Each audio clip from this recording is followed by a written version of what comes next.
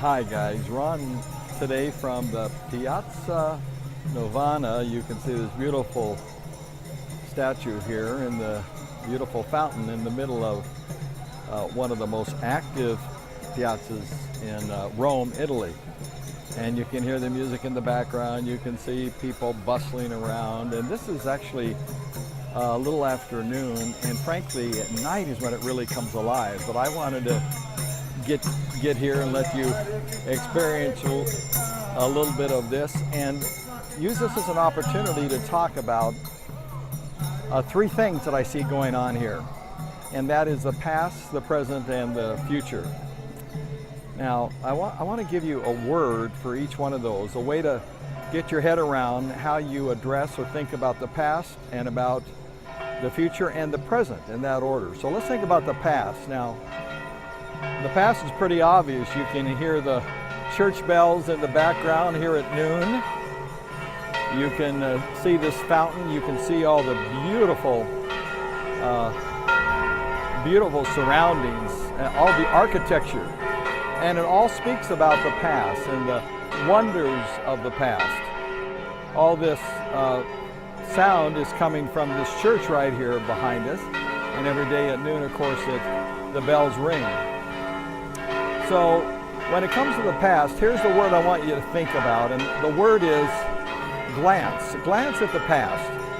By that, I mean this. Don't get hung up on the past. Your past does not define you. Your background does not define you. What defines you is going forward, who you are, your aspirations for the future, your actions in the present, and how you live, how you seize the opportunity. So it's not the past. So you may have failed in the past, you may have failed today or yesterday, but don't let those things hold you back. Instead, move forward. Learn from your mistakes in the past. If you offended someone, get right with them. If you feel like you offended God and have a relationship, get right with God. But experience forgiveness in your life and give yourself a little bit of grace. If you've had a bad track record or things seem to have gone wrong, maybe a relationship was broken, don't live in that. Don't just glance at it. Learn what you need to learn. Don't carry around shame. A little guilt is okay for a while so long as it gets you to change. I've done a few things on this trip, communicating with my wife, and a couple of other things that just weren't right, and they made me feel shameful or ashamed. And instead, I said, Lord, in my relationship with God, this is guilt.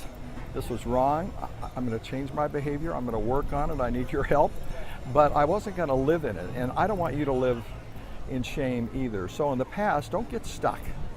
By the way, also don't just live on the wins in the past.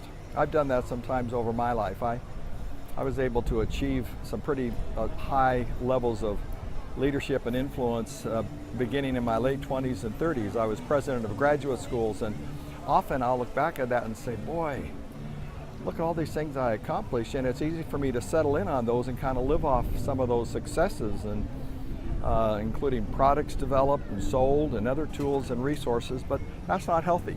So don't let the past define you, either the good things you did or the bad things you did. Move forward. So glance at the past. When it comes to the future, learn to focus more on the future. And instead of glancing like you do at the past, gaze at the future. Whenever I'm working with one of my coaching clients, I always start off by having them write an end of life report, which means at the end of their life, how would they know they've succeeded? And my word to you is to do just that. Think about the end of your life and how you'll know you've succeeded, and then live in light of that the rest of your life. Gaze on the future. Think about your vision for your life, the vision for your profession, a vision for your family, what you would like people to say about you when you die, and live intentionally that way. So gaze on the future. Let that vision propel you. And then finally, the present. By the way, we see the future all around us here. Even when we look at these beautiful fountains, you'll notice if we got a little closer, people are putting all sorts of coins in there because they're hoping for a better future. The people here are thinking about their future and having a great future. And the future is a great motivator. Many people came here on vacation and have dreamed or dreamt about this for many years, and this is fulfilling their future. They had a vision that propelled them and motivated them. That's a good thing. But then when it comes to the present, grasp the present. One of my favorite verses in the Bible is in the book of Ephesians, where it says, we're to redeem the time or buy up the opportunity because the day is evil. And the point here is that life's short, and so what we need to do is buy up the opportunity, those opportunities around us. Seize the day, carpe diem. And I want to encourage you to do that. So live in the present. And one of the things I love about Italy is people live in the present. They're full of life. It's alive now, but boy, you wait until 7, 8, 9 o'clock at night. My wife and I are staying in a cute little place away from the main tourist areas, and boy, there's just so much noise around there, but it's really festive noise, and it's going on at 2 and 3 and 4 in the morning. People are just pretty excited. They live life. They seize it. I love that about the Italians, and we need to do that too. Seize the day. Buy up the opportunity. Look for opportunities to be the best you can be, and to care for people, and to be giving and caring and helpful yourself. So seize the opportunity and enjoy the process. So those are the 3 words. When it comes to the past, glimpse at it. When it comes to the future, gaze at it. When it comes to the present, grasp it, live it, buy up the opportunity. Okay, Ron signing off from Piazza Novana here in Rome.